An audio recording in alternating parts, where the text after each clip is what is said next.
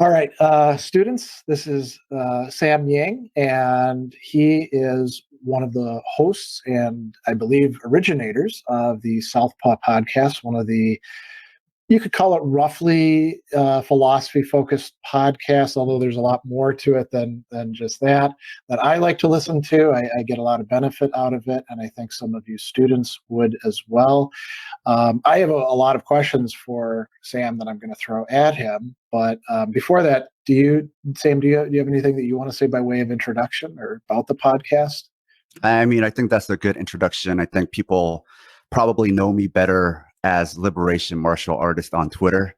I think a lot of people know me through the things I'm posting online. So, the way you are, if you are a public figure online, they know your handle better than your real name. Yeah. So, So actually, let's start there. Liberation martial artist. What does that mean for my students who might not be that into martial arts? um, it's bidirectional. I think what I'm trying to convey is that liberatory politics informs my martial art and how I practice it as a practitioner, but also as a martial artist, my lens is bottom up. Um, for philosophy students, the description would be standpoint epistemology, right? I'm looking at it from the bottom. I'm perceiving martial arts as an art form, or the intent is for the bottom to rise up. So I am looking at it from there, and then I'm also applying that lens to politics. So either way, however way I get there, I'm going to end up in liberation politics. So we'll talk about that in just a moment, but just to give a bit more background about the podcast. So when you're talking about martial arts and its form and stuff like that, listening to you cover a lot of ground. So you talk about the economics of martial arts. You talk about how different schools wind up fitting into certain politics, reinforcing ways of looking at the world. There's a lot of interconnections between the worlds of martial arts and sports more generally in quite a few of your episodes as well. And then you also have some that are just like straight analysis of what happened in this match here, right? Yeah. And everything in between. So I guess, one of the questions that this raises is that's a lot of scope. And do you see there being like there's a liberation aspect? Is that the main thing that's tying all this stuff together, or is it rather you've got a bunch of different things that are connected, but there is no one single essence or constant focus that is motivating it? I think that's something I've been trying to figure out. There definitely is a through line, but trying to come up with a thesis for that has been difficult. And I want to be able to describe it without mentioning somebody like Joe Rogan. But as of right now, it's really difficult to do that. Why I bring him up, and for people who don't know who he is, he's probably the most popular, most famous podcaster as of right now. And some might argue he is the most influential, like, media person. He has a lot of sway in public opinion now. I think he's indicative of the generation of social media, internet, podcasts, like alternative media, right? And so I think if you are a fan of his, or the cottage industry of podcasts and media people that have come off of his template, then everything that you just described isn't that odd. If you have more of a lens of the world that is more of a traditional masculine, conservative, not just political but cultural view of the world, then martial arts, philosophy, all those things, politics, they don't seem disparate. If you don't have that lens, then because you only have Joe Rogan, all of that seems like unrelated. Okay. But there's a lot of us who train martial arts who don't like Joe Rogan. and don't like that lens. But I think what is common amongst martial artists is they're not just interested in martial arts, which is that they might train martial arts, but they don't necessarily think of that as their primary identity, right? You might have somebody who's, I think there's like two ways we can look at it. People who are, let's say, an academic, or they're a teacher, or they have some other job, but they happen to train martial arts, because all kinds of people train martial arts, right? Yeah. And then let's say there's people who are much more serious about martial art, but martial arts isn't the only thing that they're interested in. And I find that people who are whether they're very much into martial arts or do it casually, they tend to be people who are interested in a lot of things. They tend to be much more curious about the world. And that could be left facing or right facing, right? And so for the right facing side of media, all of that combination isn't weird, and they cater to that. And in lieu of actual philosophy, I would say when they talk about philosophy, they're talking more about self-help or like motivational stuff, or like Zig Ziglar, right? But they still use the term self-help. You'll find martial artists like say self-help, and then they'll quote like Napoleon Hill or somebody like that. Yeah. Right. But there's another side that's actually interested in actual philosophy and more left-facing things. And for people who are interested in that, whether they're interested in martial arts or they are a martial artist interested in other things, there wasn't anybody catering to them. And so since there was nothing out there, then I decided with a friend, maybe we should do that. And so we did. Okay. So there's so much I'd like to follow up on with that, but I want to come back to something that you said very early on. You used the word liberatory or liberation. What was the exact term? Liberationist, or something? Liberatory. Liberatory. Okay. So you come at things from a approach from the left, but it seems to me like there's, those aren't exactly synonyms, liberatory and leftist, right? Mm-hmm. And the right is also a bit more complicated. We could talk about culture being right wing in the sense of like promoting traditional hierarchies and gender roles and stuff like that, or we could just say, well, letting the market dominate is also kind of its own rightist thing, but sometimes in confluence with that.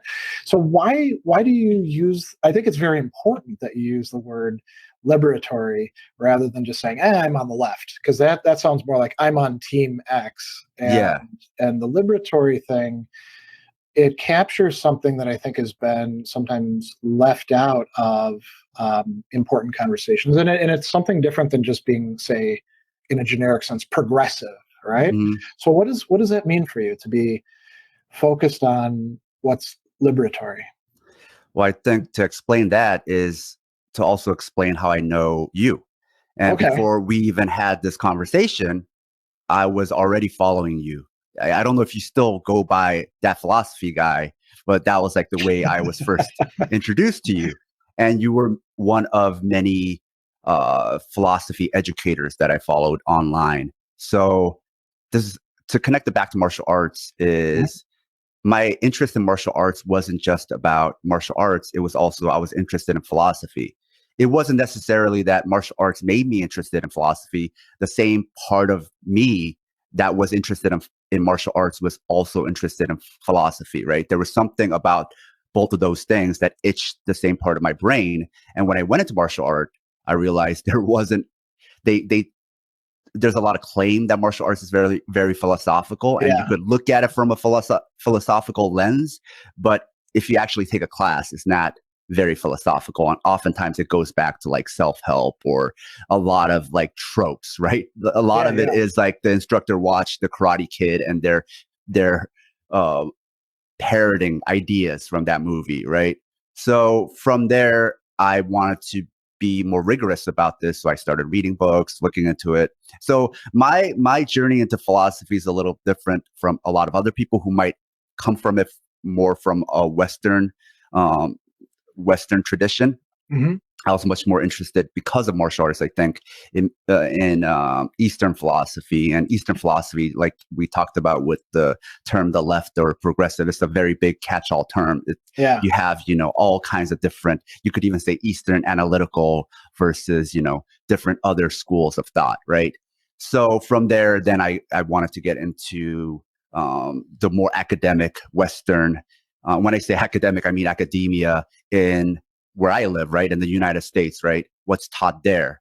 Yeah. And so I started reading that even before I got to college. And when I got to college, I wasn't a philosophy major, but I did take 2 years worth of philosophy. And it's something that I've always been interested in. And then I wanted to continue that. So I started, once podcasts and YouTube channels, it was like fantastic, because then now there's like academics that I could never take classes with, offering stuff online, explaining stuff a lot better. And I think because they know they're not teaching their students, they're teaching it in a way that's much more accessible, right?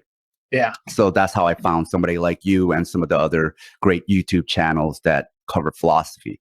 So why I bring that up in answering your question is because in studying philosophy and in the pursuit of philosophy, philosophical thinking, it taught me, or maybe helped me develop, an ability to challenge my defaults.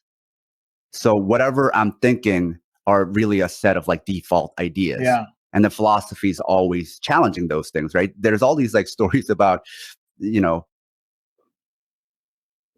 to use a cliche, the dark night of the soul, right? Where philosophers Right. Yeah. are like dealing with these ideas, and it's just messing them up so much, right? They're so depressed from it. And I definitely know what that feels like. So philosophy taught me that I do have a set of defaults. And in thinking about a new idea, if I feel that it is valid, then it is not just about thinking that it is valid. Now I have to recalibrate. Mm-hmm. It's not just about this idea in isolation. It's about this idea. How does that affect everything else? Because it does. If it's a big idea, then it does touch and impact everything else I think, right? So that means then everything else I think has to recalibrate if this is now my truth, right? So that ability that I gained, that I'm constantly trying to cultivate through philosophical thinking, and which is why I still like listen to you and listen to other philosophy podcasts to keep that muscle sharp, is then thinking about hegemony, right? And then liberation to me is about breaking these hegemonies, whether it's like capitalism or white supremacy or patriarchy, whatever those things are. These are hegemonic things that we take as just normal when it's just a set of defaults, right? Yeah. And so liberation to me then is a simpler way than what I just described, right? The breaking of defaults. Liberation to me is everything I just described, this breaking of those defaults and recalibrating. So it ends up being a sort of resistance, but not necessarily like going out into the streets and, holding up signs and stuff like that. It's more, it could include that, but it could also include the practice that you have of doing the podcast day in, day out, bringing up things that need to be brought up. It can include looking at one's own life and commitments and how things have gone up to this point. It's interesting. So I'm not somebody who would describe myself as being on the left, but what I found in recent years is because I'm a virtue ethicist, and because so much on the right has been so uniformly terrible and mean-spirited and just no concern for the common good whatsoever, that I've gotten very much pushed over into the onto the left, in terms of like voting and support and critiques and things like that. And I think that's reflective of the fact that, you brought up philosophy's capacity to make us, to denaturalize, is how literary theorists talk about a world that we live in where we might take those rigid gender roles for granted, right? But if we read Plato and the Republic, that by itself, this text from 2 millennia ago, in what would strike us as a very conservative culture, he's saying, well, men, women can do the same things. I realize this sounds kind of silly, but that's because they have similar souls in certain respects. Some of them are more, I'm guessing you're probably one of these people since you were attracted to martial arts, and I know I am. Some of them are more thumatic. They have that spirited part of the soul that makes them good for going into being soldiers or firefighters or things that require courage. Some people are more oriented towards making money and crafts. Other people are more oriented towards ruling and thinking and stuff like that. And Plato says, listen, this has zero to do with gender. As a matter of fact, it's a mistake to do that. And so if we bring that forward into the present, all these people are like, traditional Western culture, that's where it's at. We have to save the whatever it is of the West. You can point at Plato, and you can point at all these other people along the way and say, that's not what the people that you are using actually thought. And if we look at these things, you could say honestly and systematically, we find that we're going to be swung into what nowadays looks like being on the left, caring about justice. If you really do care about treating people justly and some sort of common good, whatever that's going to be, then you would have to, in our circumstances, say, well, we need to do something about homelessness that doesn't just warehouse people or scurry them out of view, but actually try to make their lives better to the degree that we can. Or we should be feminists in the sense of saying men and women should have equal opportunities, and women shouldn't have to be afraid. If we want to talk about martial arts, women shouldn't have to be afraid to go into a class that they're going to be treated badly because of their gender, right? And so this is kind of a long digression. On my part, I don't describe myself in the same terms as you do, but I think there's a lot of overlap that I see between our approaches to things. And in my case, it does come out of reading people from Plato to Wollstonecraft and taking them seriously. A lot of my peers don't, there's plenty of Aristotle scholars who, are cool with Aristotle's misogyny, or plenty of Hegel scholars who are cool with Hegel's racism, I think. But I'm not quite sure where I'm going with that. So maybe I'm going to turn the conversation back over to you. I think what you're speaking to about this overlap, right? I think it's all about context. Okay. And so perhaps why we don't necessarily use the same terms is also because we're different people, and it's not going to be one for one the same idea. But I think also it's determined by what words are, what are we trying to really say with these words, right? Yeah. So it depends on who our audience is, who we're speaking to. So you can use different terms because maybe you're speaking to a lot of other academics or people who are trained in philosophy.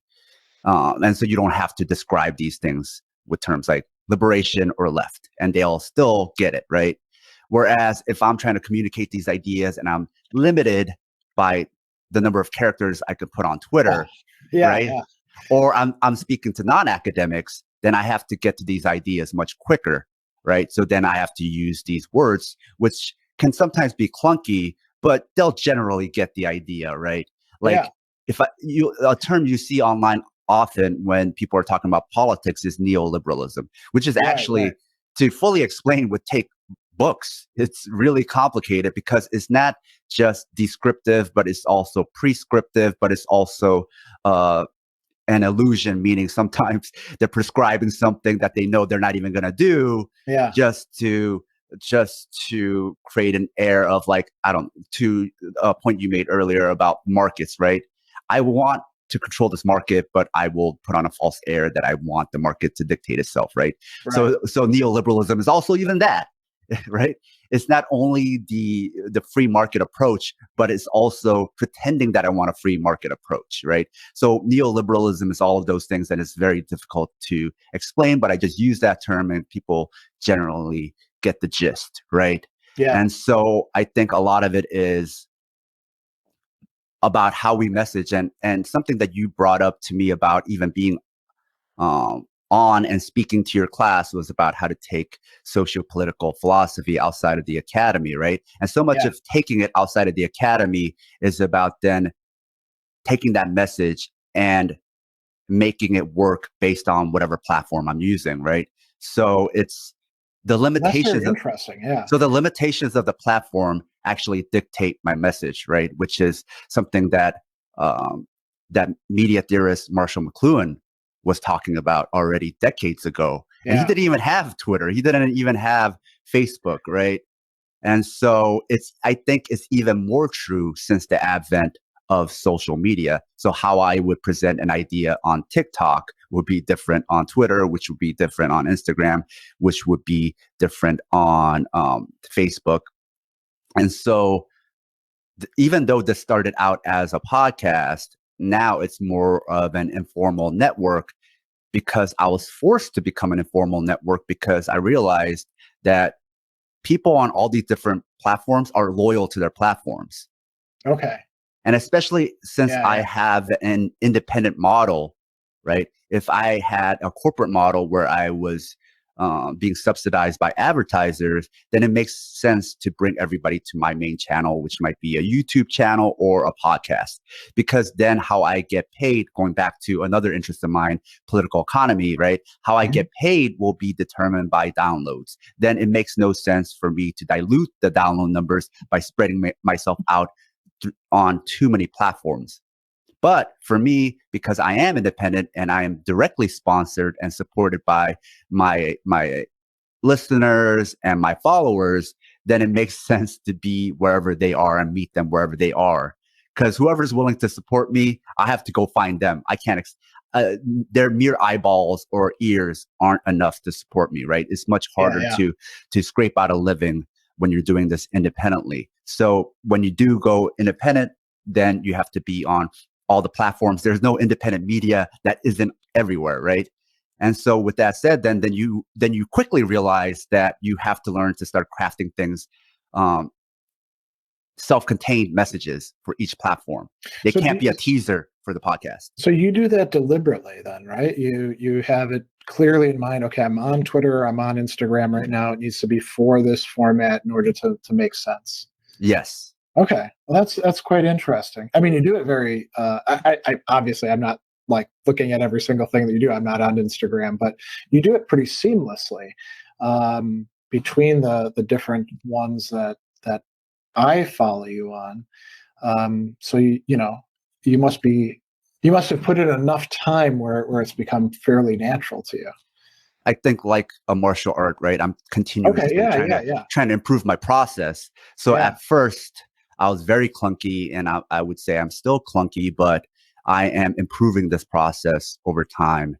So it's interesting as I learn to craft these messages. Let's say for Twitter, the better I get at it, the more followers I get, the more people reshare the things I'm saying. And then that same idea, that nugget, right? That meme, if I take it to Facebook, because I'm not as limited, I might make it longer, right? So then I might not use a catch-all term.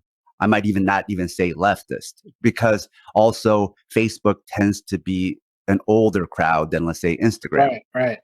So then I might craft it in a way where I might not even use those terms. I just describe the thing I'm talking about instead of using a term, right? Because I have the room to do that.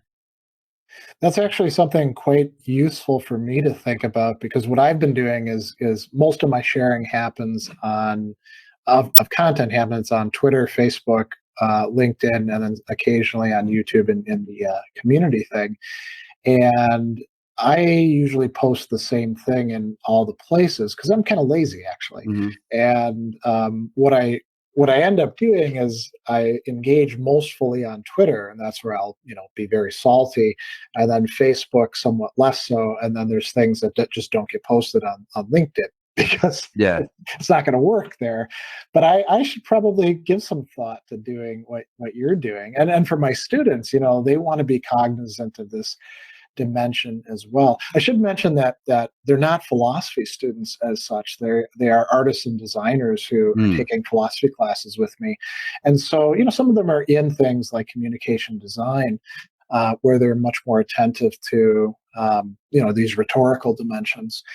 But they they're pretty young, and they're growing up within a world that's permeated by all of this. And I think like people who, grow up in a forest, often they don't pay that close attention to the foliage and the trees. They just sort of see through it. It would be useful for them to to focus on that. So your form of engagement could be a very useful model for them. Yeah. Well, my audience tends to be a lot younger as well. When I'm talking about liberation, or what does that mean? If I'm being critical of racism, US empire, of capitalism, then that message tends to attract a younger audience because they benefit less from the status quo. Yeah. And secondly, the younger generation are more diverse, and each subsequent generation will be more diverse. I'm speaking of in the United States, right? And so, because they are more diverse, they have different types of friends. Then they might care more about those not only racial causes or concerns, but also international causes and concerns, right? And so, Yeah. because I realized that this was going to be attractive to a younger audience, again, then I was like, well, if some young person is on Instagram and they don't commute anywhere, they're never going to listen to my podcast. And my thing isn't necessarily growing the numbers of downloads; it's just to get this message out. And so I'm agnostic to how, because again, I'm not Okay. driven by advertising as long as people think about this stuff. So then I have to meet them where they are and craft it for them on whatever platform they are. But at the same time, I only have so much time. I only have so much bandwidth, and I have to think about also my emotional health. So I can't be on every platform. That would just be too much. Yeah. So I pick the ones that are most familiar to me and have enough commonality, right? So with Twitter, Facebook, or even Instagram, I can use simple images or words. Whereas if I went to TikTok, I couldn't do that. I'd have to create content specifically for TikTok. So when I post even a video on YouTube, I do very simple videos, or sometimes I might just use a single image, but a lot of times I try to do a very simple video that accompanies the the uh, the audio. But if I try to be a YouTube video essayist, which a lot of people do, right? You want to look up a breakdown of a certain animation, they will do this beautiful, well-crafted, edited video essay, right? I don't have time for that. And also, it doesn't have enough utility because I could only use that for YouTube, right? Yeah. So I'm not going to do that, right? So from Twitter to Instagram to Facebook, there's enough common thread where I could kind of use the same message and just adapt it for each platform. Yeah, I mean, it seems like with some of your longer podcast episodes, and you do have some that are quite long, some of the interview ones. So one that I was just thinking of that I remember listening to the whole of and really enjoying, and I think it was probably one of the ones where it really clicked for me that the podcast was the interview about the history of leftist sports, and I forget who you did that with, but it was very in depth, right? So that could, as a podcast, it's one unit, but that could be taken. So many little parts of it could be turned into things that could be then used on Twitter, Instagram, or turned into short videos, I suppose, right? Yeah. So a lot of times as I'm editing an episode, I'll be listening, then I'll hear something. And I think of myself as somebody who's very good at listening and listening, and also being a highlighter of sorts, being like, oh, that's an important one. So while I'm listening, then I'll listen to, my brain will automatically light up for what I think is an important idea. And then I'll kind of jot it down. And then I try to say, instead of like being a transcript, I try to get to the nugget of what's the thesis here? Why do I even care about this? And then I turn it into a thesis statement, and then I share it on Twitter. Or if it's longer than that, a thesis paragraph, and I'll share it on Facebook. So when you're saying not a transcript, you're not just excerpting word for word what's being said. You're actually summarizing it, analyzing it. You're reinterpreting it in some way. Yeah, because if I did a transcript, let's say there's a meme or a tweet that you want to share and you want to do a screenshot, but then you change your mind because you're like, there's some stuff in there that takes away from the message, or I wish that wasn't there, right? Yeah. that takes away from the clarity, or the person is missing the actual important part of their idea, right? So that's why, another reason why I don't like to do excerpts, because there's other stuff in there that if I left it in there, it just takes away from the message. That just confuses the message. So I Yeah. just decide to then just, what is the message? What is the thing that I want people to pay attention to? And then I will turn that into a post. Okay. Yeah, that makes a lot of sense. And I think actually my students might, this nuts and bolts stuff, they might actually get quite a bit out of that. Yeah. uh, for their own practices, because they're all sort of like learning how to, not only do their crafts, right? So Milwaukee Institute of Art and Design, that's what it is. It's an institute of art and design. They have majors in these things. They do a lot of studio work, and it's also good for, like, making connections for them. But they have to learn how to effectively communicate, not just about their craft in terms of like artist statements, but through their craft as well. And the internet environment that we're in, it really has changed things. As you mentioned earlier, um, it radically altered, at least for content production and reaching people, the possibilities. When my wife suggested to me that I should start recording videos and recording them, just going into the classroom, plunking down a flip cam, and putting it on YouTube. I was like, well, who the hell's going to want to watch me? I'm nobody. And as it turned out, I did have a knack for taking complex ideas from philosophy and explaining them in a more accessible way, probably because I'm not from an academic family, and I was always interested in practical applications of things. And then it caught on. And I was surprised to see, how many people there were who would say things like, my instructor won't explain anything. Thank you for putting this video out there. You saved my grade. Or I can't go to college because I can't afford it right now. Or I went to college and now I'm stuck in a job where I don't have any intellectual stimulation. Thanks for posting these things. And, you think about that and you're like, wow, if this was just 20 years earlier, there's no way I would have reached any of these people. Mm-hmm. Or, look at right now, where you and I are communicating with you on the West Coast and me here in the heart of the Midwest in Milwaukee. This was sci-fi stuff when we were kids. But now it's just, part of our reality that we take for granted. And so a lot of, coming back to these students, a lot of them, I don't think they see a lot of the potential that's there for reaching in substantive ways, not just like in ways that will make them a YouTube star or, an influencer, but in substantive ways that help to create communities of inquiry, of communication, and maybe even of action. I don't know that a lot of them see that potential, but it's definitely there. Yeah. I mean, whether they want to or not, they'll be forced to think about that potential, right? How so? It's just like me realizing that I have to craft everything, Okay. specifically for each place. I didn't know I was going to do that. And then in actually engaging and seeing what people are saying and what's actually happening, I realized they're just going to be in that platform that they use the most often, right? If somebody looks at their iPhone, I think there's a way to catalog how long you've been on each app. And oftentimes it's not an equal distribution. It's one app above all else, right? And so that is their main one. And so knowing all those things, then I was forced to craft it for that platform, even though that wasn't my preferred platform. That wasn't where, I enjoyed being on, right? I wanted to be on YouTube.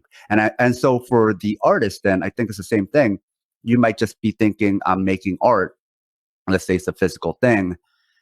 But then you will be forced to think about how people will perceive the thing you made based on whatever platform they are on. Maybe if you don't think about it, then somebody else will take the initiative and create the narrative for your work, for good or bad, right? Okay. It could be like, they take a picture of it, turn it into a meme and make fun of you on Twitter, right? So, but if it's a video on Instagram or TikTok, maybe it's harder to make fun of you because then they're forced to actually look at this three-dimensional thing, right? From different perspectives, right? And so then you want to at least be aware of that is going to happen to you. And that's almost like a good problem, because if it happens to you, then people know who you are. If it doesn't happen to you, then, that people looking at your work won't be one of your problems, right? So actually, that brings up something that I hadn't thought of asking you about, but I think it could be very useful for young people to hear about this, and that's the issue of rejection and being made fun of. If you're out there on the internet, Mm-hmm. And you're in any way successful, you're opened up in a way that you never were before in face-to-face life, or even like in the time of newspapers and television, to people saying all sorts of horrible things about you. And I imagine, because you're very politically committed, that you probably encounter a good bit of that. And so let me ask, there's so many things we could talk about with respect to this, but what's your experience like with that? And then how do you sort of weather the psychic blows that inevitably come with people, not just like, in good faith taking umbrance at what you're saying, but like just being complete jerks to you? Mm-hmm. Because I know it happens. Yeah. How have you dealt with that? I think it connects back to the things that you mentioned, right? As far as virtue ethics or ethics at all. Okay. To connect it to martial arts, I would say then a way to think about that is to think of it as code. I don't mean computer code, but like a code as rules to or a system of like how you should behave, or codes to follow, right? Okay. It doesn't necessarily have to be moral. It could be in this case, like codes to follow to protect your own mental welfare, right?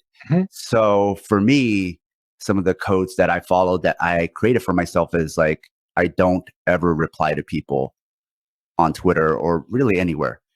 This isn't, again, it's not an absolute rule, because being absolute about anything it will be its own problem.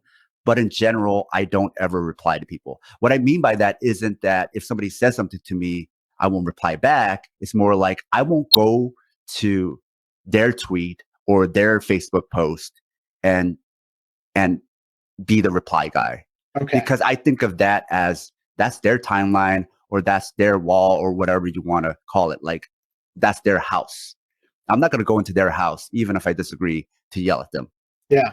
And so in that way, I'm able to avoid a lot of the worst stuff, because if I did that, then that's when like some of the nasty they're going to come back at you. Yeah. Yeah. And then it's going to be nasty. With that said, that doesn't mean they follow the same rule, but in knowing I don't do that, it, I guess, does something for me where I don't feel as upset about it, because I'm following at least my moral code, or my roadmap to the internet. And secondly, because if they have some umbrage with me, I still don't reply back, then it doesn't escalate into this thing, right? Yeah. Normally, I'm just responding to people who come to me in good faith. Do you block people at all? Oh, yeah. I block people all the time. I do too. And I was just thinking about, you mentioned going over to somebody else's Facebook page is like going into their house. So part of my justification for blocking people, and I do it more probably on YouTube and then on Twitter and then on Facebook, is that I look at it as sort of like my front porch. Yeah. I'm like my YouTube channel, if I kick somebody off, I'm not like keeping them off of all YouTube, because there's a million channels, right? Yeah. They can't participate in discourse on my channel anymore because they've acted like a jerk. Yeah. And I look at it as sort of like, well, if you come into my front porch and you want to act like a jerk, I get to kick you out of there. But what I noticed is, both in YouTube and in Twitter, was that as I blocked pretty liberally, let's say, right? Sometimes even blocking people who I saw acting like a jerk in other people's conversations, where I was like, well, I don't want to engage with that person ever, which I think to some people might seem a little bit unfair.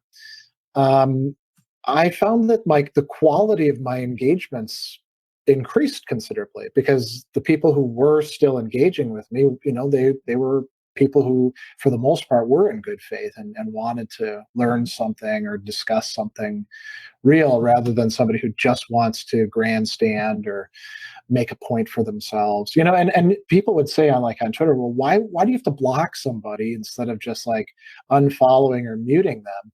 And I would find that some of the people that I did block, they would show up so often in my timeline just because all the other people I know are following them basically to like keep tabs on them. And I just didn't want to see them anymore. Yeah. Now, some people would say, well, if you're doing that, you're kind of being a snowflake, or you're inhibiting the free market of ideas. How can you, as a philosophy professor, not like be exposed to everybody's stuff? And my answer has been basically, well, it's my channel. I can do with it what I want to, But I do think that there's probably you got to look out for your own mental health. What would we call it? Justification or explanation there. So you said you block pretty Yeah. frequently. What's your reasoning? Is it similar to like, my threads are better if I don't have all these jerks in it, or? Yeah. It's interesting to me when you listed the 3 places in the order that you block was YouTube, then Twitter, then Facebook, because though YouTube is notoriously a place known for having the most toxic people, followed by Twitter, followed by Facebook, right? Yeah. So it's that you actually follow that order. But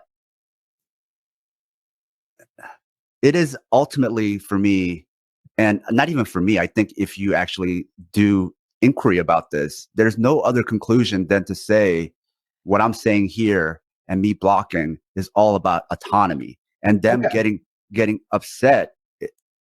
Ultimately, if you're not there right now, keep thinking about it, because ultimately then you will come to the conclusion then that they feel like they own you in some way. Yeah. So who are you to block me, right?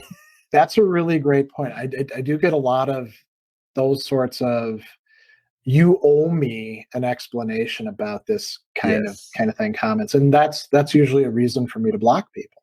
Yeah. So even like I said, with neoliberalism, sometimes it's the guise of the free market. Mm-hmm. Even the people who say they're all about the free market, then the free market can decide to buy a good or reject a good, right? The free market is ultimately a whole bunch of binary decisions, right? And then it gets extrapolated, but it's all yes or no. Blocking is a no, right? But some people take that and the market has dictated no to you, right? But they don't accept that, right? Then they are not agreeing to the terms of the market, right? Yeah. So ultimately what I am doing is not anti-free market, right? And I'm not even a free market person. I'm coming from this about personal autonomy and consent, right? I am not consenting to you to bother me all the time, right? So be gone with you, right? And I think it's the same way like people can't handle rejections in relationships.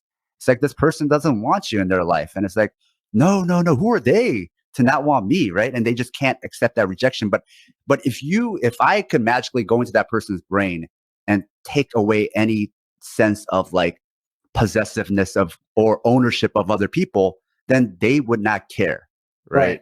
Right.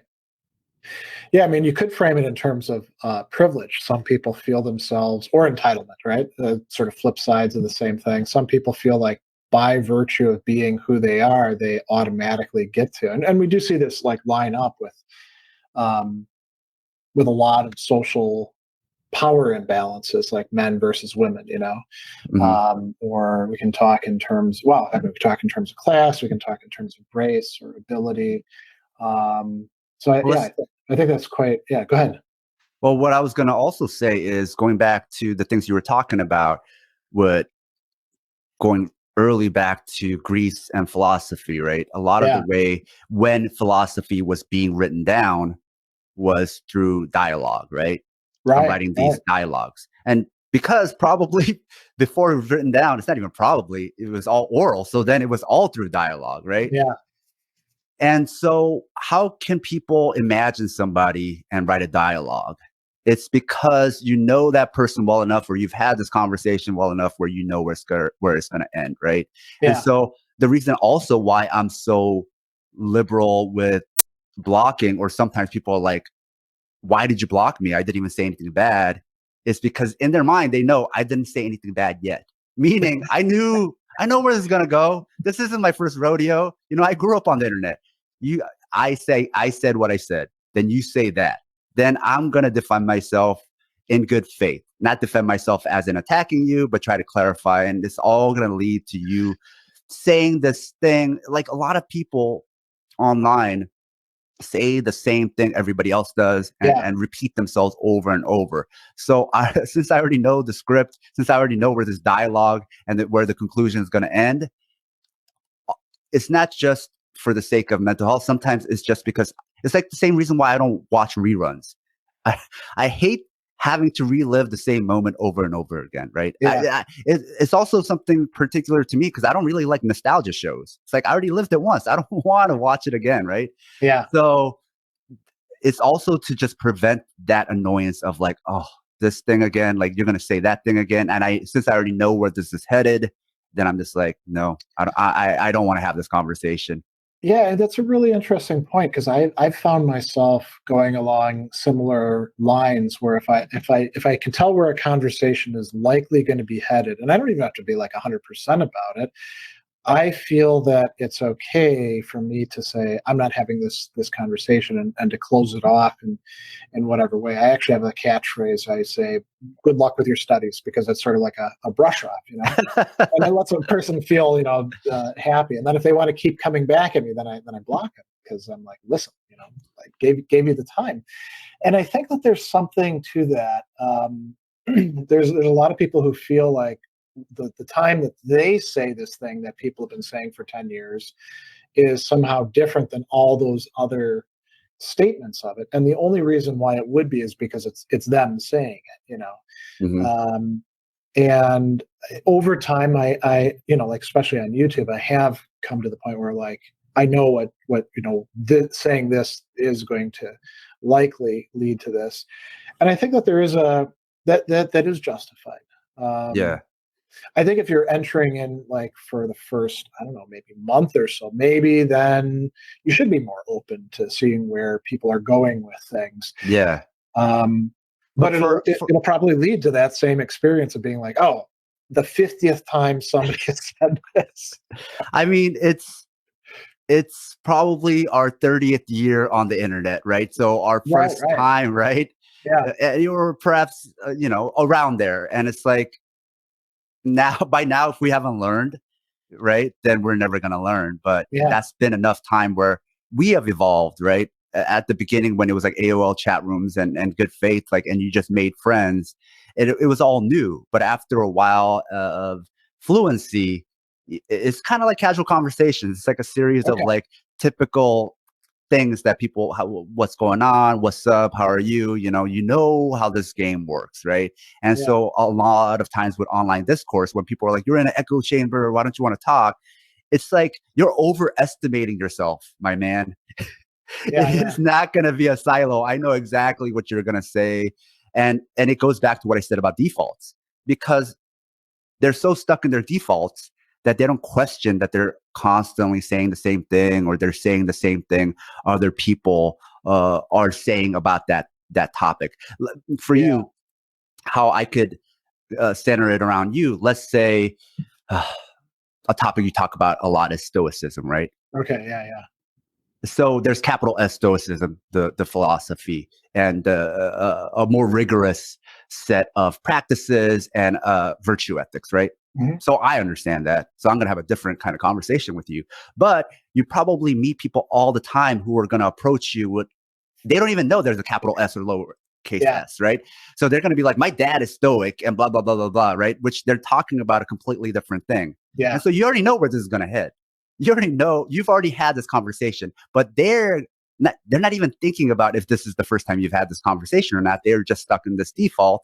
And so they want to complete their script. Whatever they want to say, they want to make sure they finish it. And it's like, they're not thinking about you as the receiver who's heard this so many times, right? Yeah. And so after a while, you're like, what rerun is this, right? Like, this Groundhog's Day of this conversation. Maybe I don't want to have this conversation today, right? And so that's just an example of how people don't consider that maybe they're not saying something so interesting, or they're saying something that is ultimately not even what you're talking about, or misguided, or just annoying, right? Or it's going to lead to something where, because at first they're just being misguided, but if you try to correct them, it'll trigger some kind of emotional response, and they're going to start getting nasty, right? You're like, there's no way for me to explain the Yeah. differences to this person without them getting upset, so I'm just not even going to have it.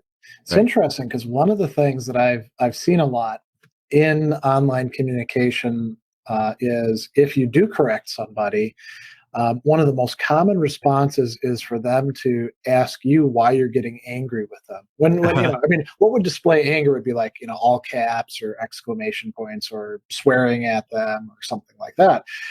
And I think a lot of it is projection. They view themselves as the kind of person who, if they were being, if somebody was coming at them with their stuff, they would be angry about it. Or when they do corrections or anything, they're motivated by some sort of negative affect. Whereas a lot of the time for me, it's just like, no, I love the Stoicism thing, right? I'll point out, no, buddy, that's lowercase s Stoicism, not actual uppercase s Stoicism. Here's a link to where Donald Robertson has written a piece on that. Yeah. And I do get that quite often. And I mean, it's kind of ironic for me, because I am a person who has struggled a lot with anger over the course of my life, and I got into studying the Stoics and some other theorists in part to try to find resources for anger management. Probably, now that I think about it, an issue that comes up a lot in martial arts. Yeah. Learning how to temper the anger response into something that's more productive. So they could have been right like 20 years ago. Maybe I would have been writing them out of anger at that point in time, but I'm not now. And for them to pick up on it is, I think, very often a way for them to to have an upper hand. If somebody else is becoming emotional, I wonder, I mean, if you get this, where people accuse you of emotionality when you're not actually writing from an emotional space. So sometimes maybe that'll be like the third thing they might say, and I already Okay. know we're gonna get there, so I just stop. My main thing is like, the way I approached even any of these posts was like, I'm just talking to myself. I don't know if anybody's gonna be reading this or listening to this. I'm just gonna stand on my porch and talk, right? And then if they come to me and read it, then they're volunteering. They have consented and they have chosen to do this. I am not. You're not pushing it in their face. Yeah.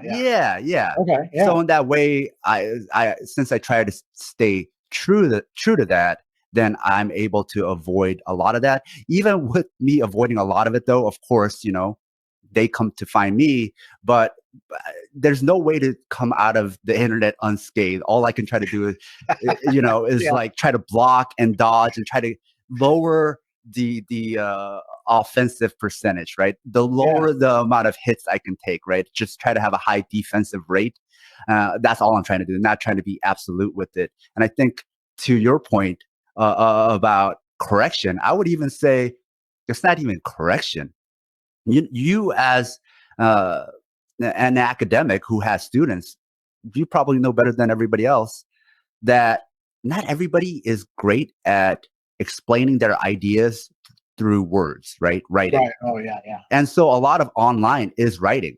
So sometimes people just write something, and it's not even like you're upset or you disagree or you're going to correct. You just don't know what they just said. You haven't the foggiest. That so I would happen, even that happens all the time. So I sometimes even just asking for clarity. Can you clarify that?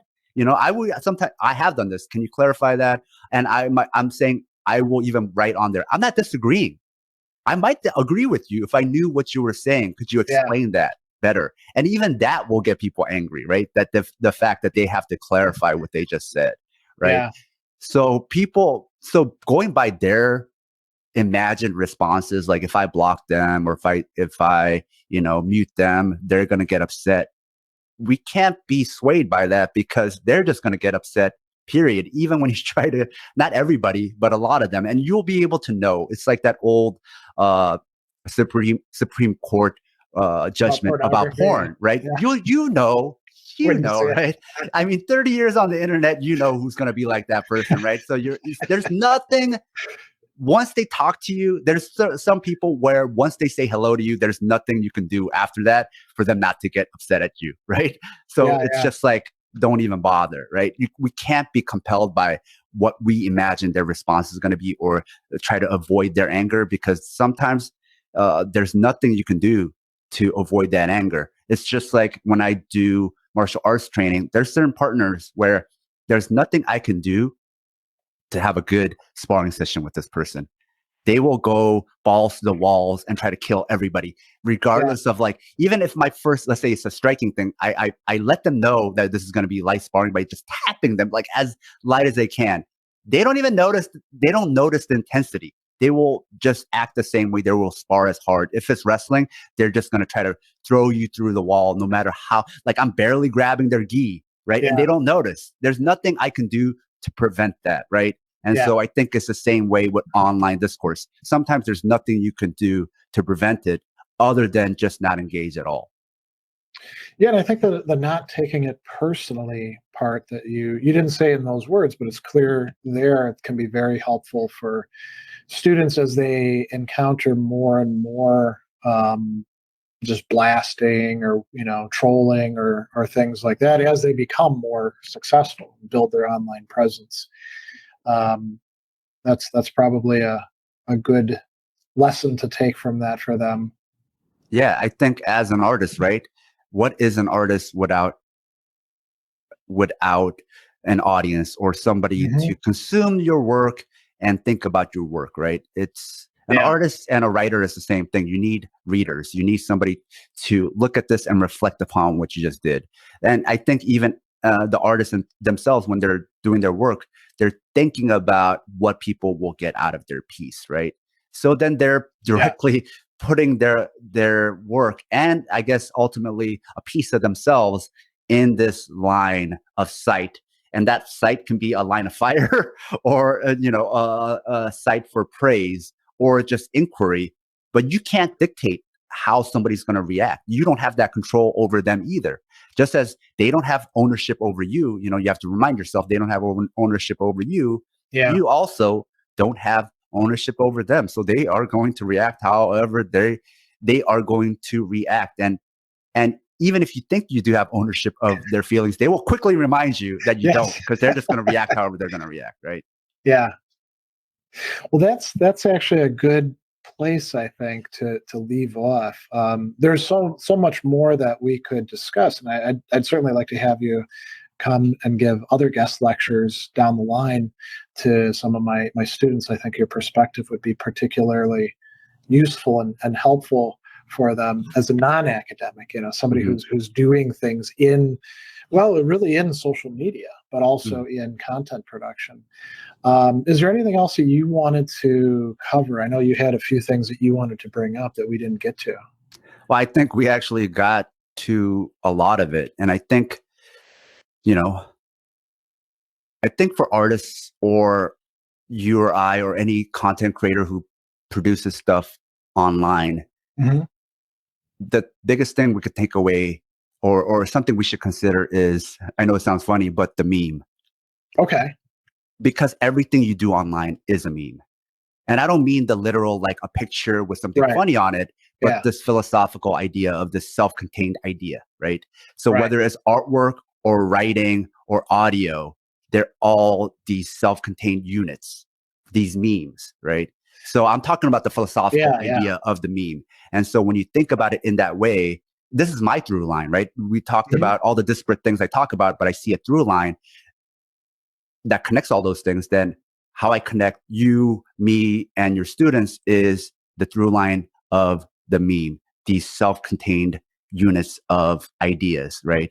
And so whatever you do online is going to be some kind of meme, or it's going to be memetic in some way. So then you have to think about, nobody's going to take the time to think of this as some kind of teaser to look at my other work. Whatever I'm going to present has to be self-contained here. And I think that will it's hard to extrapolate just understanding that how it'll benefit you, but it'll benefit you in so many ways, not just as far as self-care and how to take criticism or how to respond to the internet, but in many other ways as well, because you understand what it is that you're doing. I think um, a lot of feeling upset and Mhm. feeling negative about yourself comes from not knowing what this game is, or comes from confusion or misunderstanding, and Yeah. just understanding how what the rules of this game is going to be very beneficial for any young person who's going to navigate the world, and the world meaning most of our world is the internet. My kid went to the aquarium the other day, and as soon as we got there, he ran directly for the TV screen with the fishes when the tank was right next to it, Yeah. because his conception of the world is fish on TV, not actual fish, right? And I had to turn his head and be like, this is where the real fish is. My But it, kids are older uh, and, did that as well. So my oldest is now 19, and we had similar things going to the museum. They want to find the things where they can push a button or see a okay. screen. Yeah. It's because that is their world. So Yep. there's no point in differentiating internet from the world. It is one and the same. And so if that is the world, then you need some kind of code to follow, and you need to know what the rules of the road are, right? And so Mhm. my little thing then that I want to add at the end is to consider the meme, not consider Richard Dawkins, but just Yeah. Yeah. consider the meme, what that means in a philosophical sense. And good thing they have a philosophy professor they could ask about these things. But to think of whatever they do as these self-contained units, that doesn't necessarily mean that it can't be a teaser or some kind of guide to other works that you do, or a Mhm. bigger idea, right? We have movie trailers, but the trailer is still self-contained. The Yeah. trailer Yeah. is a complete trailer, and sometimes the trailer is much cooler than the actual I was just movie, thinking about that. Yeah, right? people complain that the trailer, had all these cool action shots in it, and those are the only cool ones in the movie. Because the trailer is still related to the movie, but it is still a self-contained piece of art by Yeah. itself, right? So I think for the artists, they have to consider that they have to respect whatever medium they're on, and also that the medium will come find them, and the medium Hmm. is going to Okay, dictate their message. Yeah. that's a good phrase. The medium will come find them. Yeah. Yeah. All right. Well, let me say thanks for coming on. I really appreciate this. I've been listening to you and following you for a while, and I was really happy that you would come on and talk for my students about all these different connected matters. So Hmm. yeah.